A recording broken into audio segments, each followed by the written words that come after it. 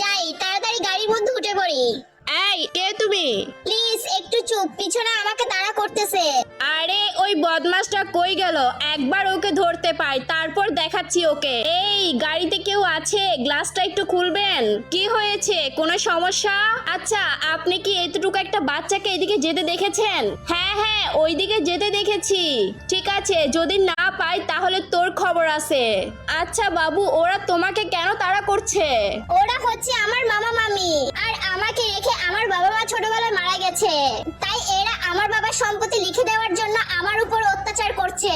তাই আমি এদের হাত থেকে বাঁচার জন্য সবসময় পালিয়ে বেড়াচ্ছি।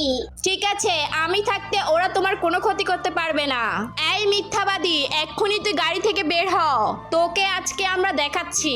তোরা আমাকে কি দেখাবি? আজকে তোদের আমি জন্মের শিক্ষা দিয়ে দিব, যাতে নেক্সট টাইম আর কারো সাথে এমন অন্যায় না করিস।